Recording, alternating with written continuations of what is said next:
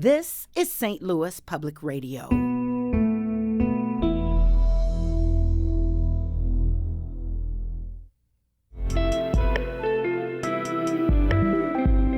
It's Thursday, April 29th. This is The Gateway. I'm Wayne Pratt.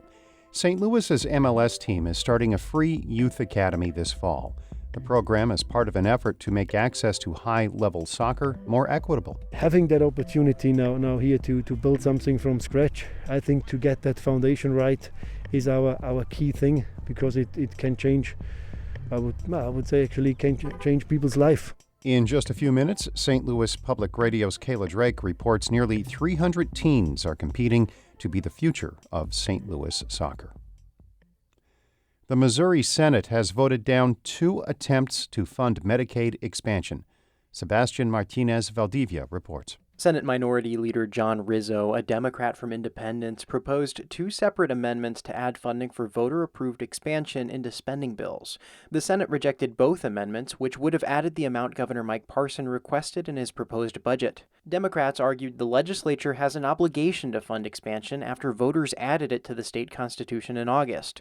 Some Republicans joined Democrats in voting for expansion funding, including Senate Majority Leader Caleb Rowden of Columbia. We will have to fund this population sooner than later, whether it's now or in a few months in a special session with a supplemental, and I'm not sure there's anybody who really disagrees with that statement. Senators from both parties agreed there will likely be a legal challenge once the budget is signed into law.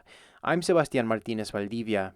St. Louis faith leaders say they do not want guns in their houses of worship. A bill making its way through the Missouri Senate would allow people to carry concealed weapons into churches. St. Louis Archbishop Mitchell Rosansky says there needs to be a bipartisan effort to celebrate life instead of adding more guns. We need to work against the violence that we see making headlines daily and not invite the very weapons that make those headlines into our places of worship. Republican Representative Ben Baker of Neosho proposed the amendment allowing guns in churches. He says it still gives religious institutions the right to post signs on their property to prohibit guns. St. Louis city and county officials plan to lift some coronavirus-related restrictions as early as next week. St. Louis Public Radio's Sarah Fenton reports officials say new rules will be based on updated guidelines from the Centers for Disease Control and Prevention. New CDC recommendations allow fully vaccinated people to, among other things, gather outside in small groups without masks. St. Louis County Executive Sam Page says county and St. Louis officials are working to create a consistent set of rules based on that guidance. But doctors warn against lifting public health measures such as mask orders and limits on crowd sizes.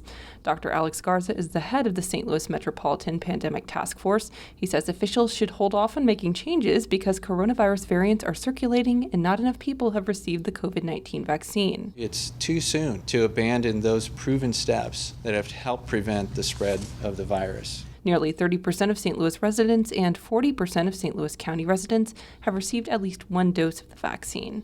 I'm Sarah Fenton, St. Louis Public Radio. Washington University students will have to be vaccinated in order to attend classes in the fall.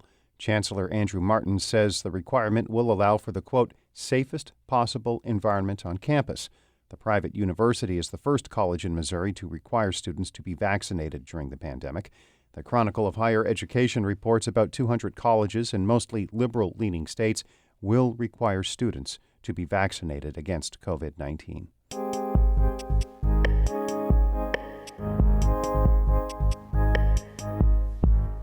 St. Louis's Major League Soccer team will not begin play until 2023, but it's already working to develop local teens into future stars. St. Louis Public Radio's Kayla Drake reports a new youth academy will be free, which eliminates costs that have been barriers for some parents and young talent. Wait, that's you? Good. It's a cloudy, overcast day when dozens of teenage boys take to Plummer Family Park's field in Edwardsville. They're trying out for St. Louis City SC's Youth Academy, and they're hustling. It's their shot at fast-tracking their soccer career to become a pro. The pandemic delayed St. Louis City SC's first season until 2023, so the organization is focusing on starting its youth academy. Sporting director Lutz Pfannenstiel calls it a pipeline of homegrown talent. having that opportunity now here to build something from scratch, I think to get that foundation right is our key thing, because it can change. I would say actually can change people's life. One of the hopefuls hustling on Plumbers Field in Edwardsville is 16-year-old Axton Anam. He started playing soccer when he was 4 years old. I think I'm trying to advance in level when it comes to soccer. I really like the sport, trying to play at a higher level and just work harder for myself. Axton's dad, Benjamin, hopes he'll make the cut. Benjamin says youth soccer is much different than where he grew up in Ghana, playing pickup games. Your parents do not have to be making a certain amount of income to be able to enroll to play in soccer, right? So in the U.S., you realize that it is much more organized, but with such organization comes a prize. Steep club fees are prevalent in St. Louis's top youth leagues. Parents often pay thousands of dollars a year for their kids to play. And while club soccer fees aren't a financial burden for Benjamin and his wife, supporting Axton's dream costs in other ways. The sacrifices are just enormous. It is just big. It is a big deal. Time, money, risk, traveling. Scores of families like the Anams make sacrifices for their kids to play. Jeff Muir is the director of player development for the Missouri Youth Soccer Association. He coaches over 500 Missouri kids in his Olympic training program.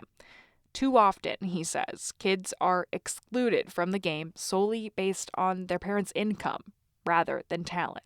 That should never, ever happen in our community, in our country, where we've got so many resources. Unfortunately, soccer, youth sports in general there's a huge business element to it. Elite leagues need to maintain fields and pay for equipment, travel, and coaches. ESPN's lead soccer analyst, Taylor Twellman, knows the local pay-to-play system well. He's a native St. Louisan and a former MLS and U.S. national team player. Twellman says St. Louis is a fractured region, starkly divided by income, which often determines who has access to elite soccer programs. You have to develop the inner city, you have to develop the underdeveloped parts of St. Louis in order for this thing to really work, for this thing to really prosper. St. Louisans like to think of the region as the soccer capital of the U.S., but the disparities are so great that Lutz Vanenstiel from St. Louis City SC says it'll take 5 to 7 years to develop equitable access to the sport in the region. But I think we do have the time. We have to be patient, and I think we have a great ownership group which is patient about that and very passionate when it comes to creating young talent here, local talent. Back on the field in Edwardsville, Vanenstiel's eyes dart between gray shirts and neon yellow pennies in the scrimmage. Nearly 250 boys are competing in the open tryouts over a few weekends. That group will be whittled down to 46 players. Vanenstiel says he hopes to sign at least one of those boys to be on St. Louis's pro team in time for its first match in 2 years. It would be a strong, big message to the future of the club if we really show straight away with our first team, which plays MLS, that we're having already some local boys from our academy involved. The youth teams hit the pitch this August. Until then, it's time for kids in Edwardsville to pack up and wait to hear if they made the team. I'm Kayla Drake, St. Louis Public Radio.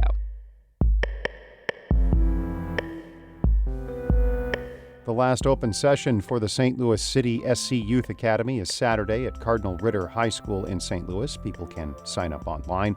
Only boys 15 and 16 years old qualify. Our Brian Heffernan edited that report. Shula Newman is the executive editor of St. Louis Public Radio.